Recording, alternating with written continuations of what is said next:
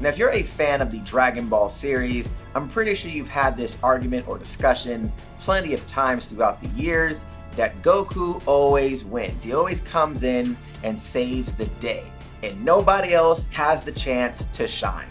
We're gonna debunk this right now.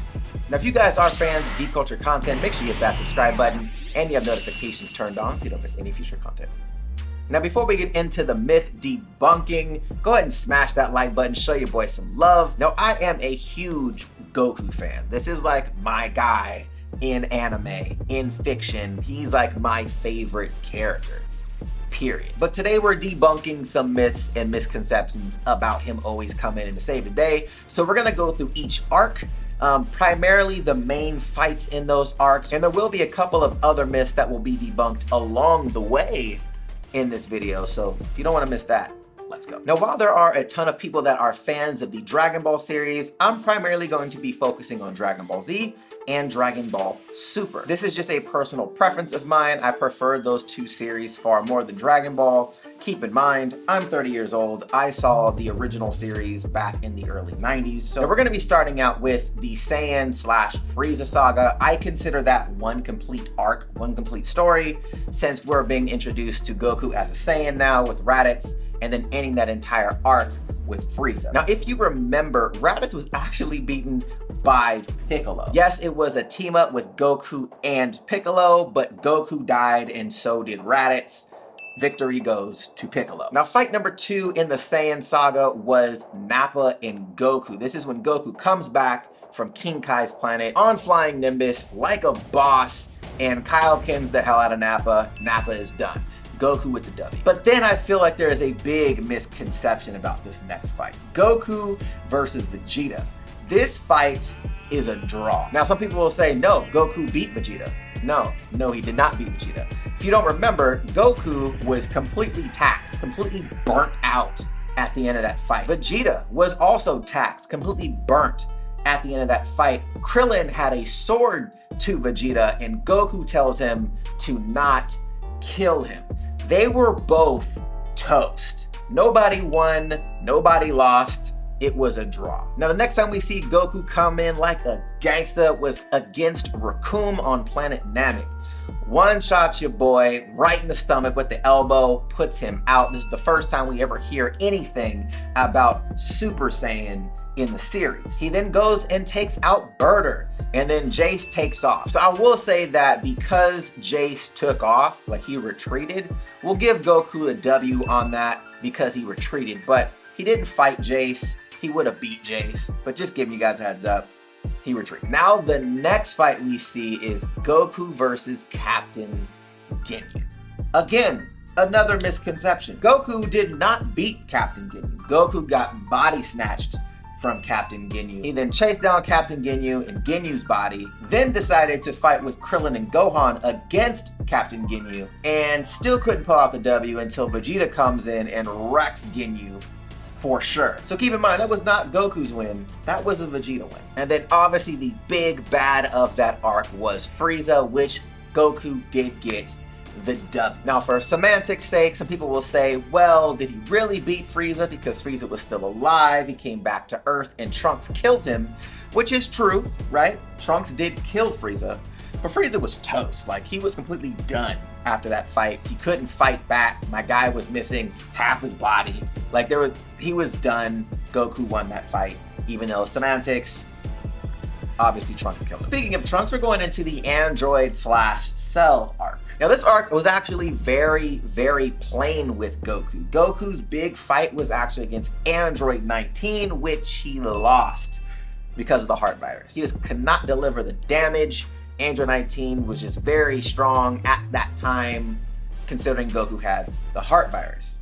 But who did beat Android 19 was your boy Vegeta. Now, the next time we see Goku fight is in Super Saiyan Grade 4 against Cell, which he quits. Does not beat Cell. He quit against Cell, which means he lost against Cell. Team Gohan with the W, Super Saiyan 2, holla at your boy. Now, coming in with the Buu saga, here we go. We're just gonna go straight to the big fights. The little fights inside of Babidi's ship were whack. The first serious fight in this arc is Goku versus Majin Vegeta. And again, guys, we have a tie / an L for Goku. Now, the tied side would obviously being the fight being inconclusive. There was no definitive winner because Majin Buu had been released, and they both decided that they needed to focus on that threat at the moment. But the L would be Vegeta tricking Goku into, hey, grab me one of those senzu beans, ha! And then hit that neck real quick, and it was a wrap for Goku. So it could be a tie or an L, depending on how you look at it from strategy-wise, if that was Vegeta's plan the whole time because he wanted to be the hero, whatever you want to think of. But that's why I'm saying tied / L. It definitely was not a win for Goku. Now, what I'm not saying is that Vegeta was stronger than Goku, because obviously Goku had his Super Saiyan 3 at the time. But in that fight, that was what the result was. That was how it ended. So there you go. Now, we do have the Buu variants. We know that Goku and Gohan were supposed to fuse. That didn't work out. And then Goku fused with Vegeta and all that. Blase, blase. We know it came down to Goku and Super Saiyan 3 and Kid Buu, which Goku came out with the W. Keep in mind, this was the only big bad in the entire series of Dragon Ball Z that Goku killed his opponent. We're not done yet. We're gonna head over to Dragon Ball Super. The Battle of Gods arc, the first, 14 episodes of Dragon Ball Super was essentially a rehash of the Dragon Ball Z Battle of Gods movie, and Goku takes the L, even though he just achieved a new form of Super Saiyan God. He lost to Beerus. Now, the Resurrection of F arc was super interesting in the fact that Goku won and he didn't win. Let me explain. So the reason why he lost the first time against Frieza in his golden form was that Frieza already had a contingency plan in place. He knows that Goku may get super overconfident depending on what happens in Frieza's form, so he had a contingency plan just in case. And what happened? Got shot, dude fell on the ground, Frieza was standing up, about to kill him, and then who shows up? Vegeta. Keep in mind, Goku just achieved Super Saiyan Blue, but Golden Frieza was beating the hell out of Goku in Super Saiyan Blue. The only reason why Goku started to take over was because Frieza never learned how to regulate the form. He got into the form too quick, did not master the form. Hence, when Goku pointed out that he had a weakness, we then see the tides change in the fight. But that contingency plan, man, Frieza planned that whole thing out. So, considering it was his plan, that was his strategy, and he won. Sorry about it. But then Goku gets a second chance at killing Frieza, because Whis has the ability to turn back time 2 minutes. So again, I say he lost, but then he wins after the whole thing plays out. Now we go to the Universe 6 tournament. This is the next time we actually see Goku go super ham. We're gonna go right to the nitty gritty. Hit versus Goku. Obviously, Goku watched the Vegeta versus Hit fight, finds out a couple of insights about Hit's technique, and then uses that information to learn how Hit is actually attacking. Now, this is the first time that we get to see Super Saiyan Blue Kaioken, and he loses against Hit.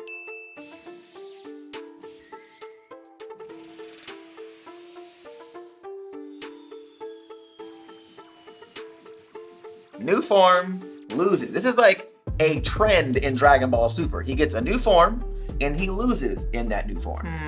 And then we have the Goku Black arc, which was such a I really like the arc. There was some points I was kind of like, but I like the arc in its entirety. We'll do two major things. First, Goku versus Goku Black. The first time, obviously it was a stalemate. That fight didn't go anywhere. But what did we find out? The very end, Merge Zamasu. Goku and Vegeta couldn't pull it off. It was Trunks with his, I don't know, spirit sword? You want to call it the spirit sword? Spirit sword. But then when Merge Zamasu merges with the universe, Goku presses the Zeno button, Zeno comes and erases him. So I could say technically Goku won because of a strategy pull. He ends up doing something that causes him to win the fight, or the villain to be no longer existing, considering the entire universe got wiped. I would say this one could swing either way. Win, loss, it could go either way. Now, we find Goku fighting Hit again. This time he fights him when Hit is after him to assassinate him. and he loses that first encounter. Now keep in mind, it was something that he wanted to test out. He wanted to see what his technique was. Could he defend against it? Could he beat hit when he was going all out? Goku obviously had some kind of technique that he shot off before dying to kind of jumpstart his body back, you know, releasing all of his energy and then bringing it back. That still didn't make a ton of sense, but hey, who cares? And then Hit comes back again after he finds out that Goku is still alive, and Goku learns how to combat against this technique. But again, a draw. There's no definitive winner. Both of them are laid out at the end after Goku powers up and breaks through Hit's fourth dimensional barrier. And then the Tournament of Power. Now we're going to talk about two big powers in this because we all know Goku and Vegeta were just on another level when it came to other people in this tournament from other universes. If they were going Super Saiyan Blue, they probably could have knocked everybody off super quick. But that wasn't the case. So first, Kefla. We know Goku got the W because he blasted her off the stage. And then the Jiren fight. Now, I personally love this outcome. One, because Goku had finally achieved Ultra Instinct, but there was some kind of limit that his body could take, which I love. I love the fact that he has to build up to attaining that again, being able to sustain the form. Love that. Now, while in that state, he did have Jiren against the ropes, was about to eliminate Jiren, and then his body let himself go. So depending on the writing and the timing, do you think Goku could have won? Yes, he could have won, but that's not how the story panned out. Ultimately, it was a draw. We had Goku and Frieza eliminate Jiren by sacrificing themselves to eliminate Jiren. So I hope this actually breaks up a lot of this misconception that Goku is this kind of like Mary Sue character that always comes in and saves the day or can never lose or whatever people's thoughts are. And I think they judge the series in its entirety when they look back on Dragon Ball Z and say, oh, Goku always comes and wins, but you only remember like the crazy dope parts as opposed to going back and reliving through this stuff again. You see that Goku almost lost as much as he won, let alone never beat Vegeta. He never beat him. Ever. But I want to know your guys' thoughts on this. Does this debunk the myth that Goku always comes in and saves the day? Let me know your thoughts in the comments down below. And also on your thoughts about Goku never beating Vegeta in a fight. It's never happened. What are your thoughts on that? And if you guys aren't Geek Tonight yet, make sure you guys hit that subscribe button, have the notification bell turned on so you don't miss any future content. If you guys like this video, smash that like button, show your boy some love, and if you want to check out my latest videos, the links will be right here to the side. All right, guys, until next time, see you later.